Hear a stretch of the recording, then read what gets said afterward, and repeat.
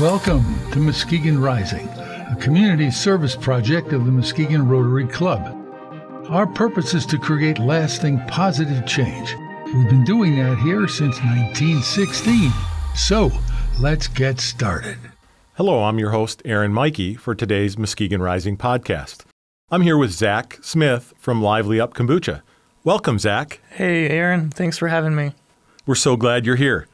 Many of our listeners probably don't know what kombucha is. It's been around for over 2,000 years, and it's just recently gaining popularity here in the United States. What is it, kombucha exactly, Zach? Yeah, so kombucha is a fermented tea. You take sweet tea and you ferment it into alcohol, and then the alcohol is converted into acids and probiotics. So the end result product has little to no alcohol in it, but it has beneficial acids and probiotics for your digestive system. It's originated from China from 2,000 years ago, and it's been considered the tea of immortality, and it just recently gained popularity in the United States with the first commercial kombucha sold in 1995. Interesting. How did you start brewing kombucha? Well, I started drinking it. Many years ago, I was living a pretty unhealthy lifestyle, and I was looking for some alternatives. And I found kombucha at the grocery store. I didn't really know what it was, and I drank it. And the first time I drank it, I spit it out. And but I kept going at it, And I had actually found that it was changing my palate and how I tasted food and digested food. And so I started doing research on it and found out about probiotics. And so I started drinking it every day, and it led to many changes in my life, and that habit got expensive, so I started brewing it for myself. So did you brew it in your house to start? Yep. We brewed it in small mason jars at the house, and then up to 5 gallons at some point. During COVID, I'm at home, and I had an empty kegerator. I don't hope my mom's not listening. It's from college and may have had beer in it, but I found you in Roosevelt Park in a small little storefront, and you actually sold me a keg. Yeah. And so where are you located now? You started at home, we were in a storefront in Roosevelt Park, and where do you brew now? Yeah, so now we brew at the farm facility in Muskegon, Food, Agriculture, Research, and Manufacturing Facility. It's on MCC's campus. And we rent space there. We have about 3,000 square feet. And back in Roosevelt Park, that was about 4 years ago, I'd say. Yeah. Yeah.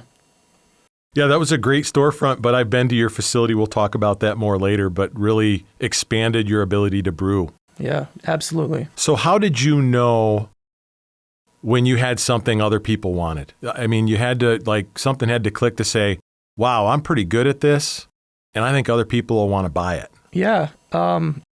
Well, I was brewing a lot for myself, and it made a huge impact on my life.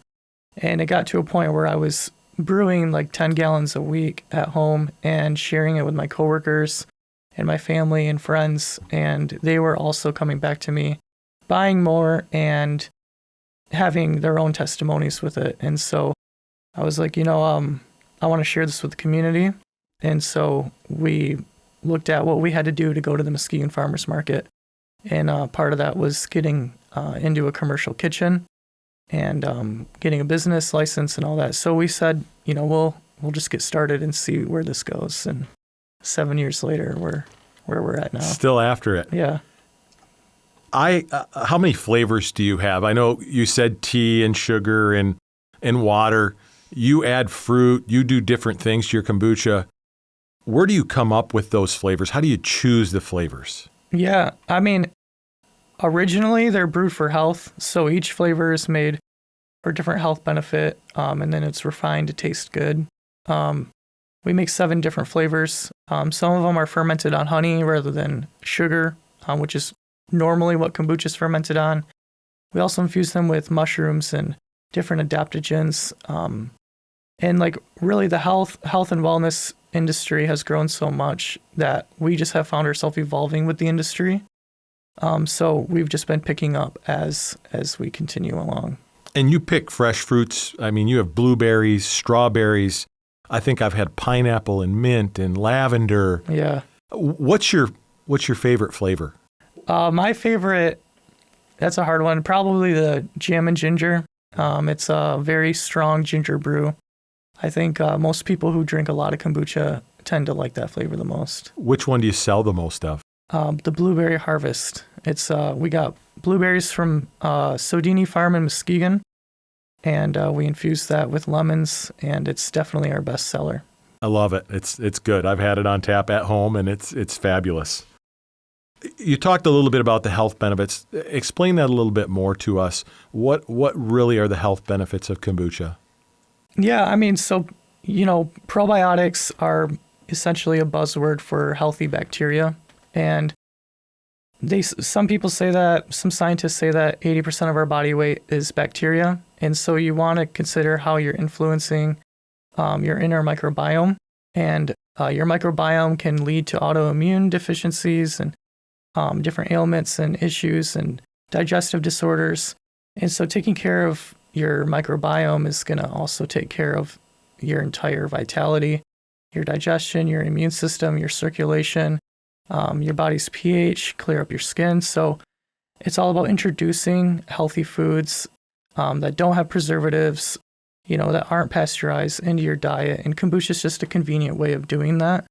When you go to the store and you buy a powder probiotic, it's been very refined and processed and industrialized to get on the shelf in that way, where things like kombucha or yogurt or sauerkraut, kimchi, all these ancient preservation methods are the raw original format of getting that.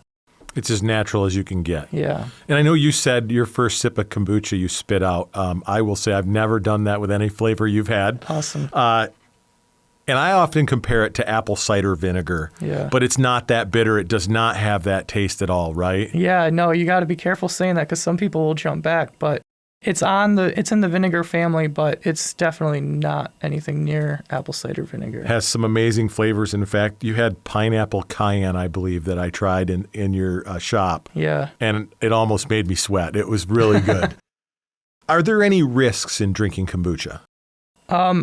They say that you can have a healing crisis, and that's in the fermentation world. So let's just assume that someone who maybe might not be the most healthiest, and they go out and they buy 4 bottles of kombucha and they drink them back to back.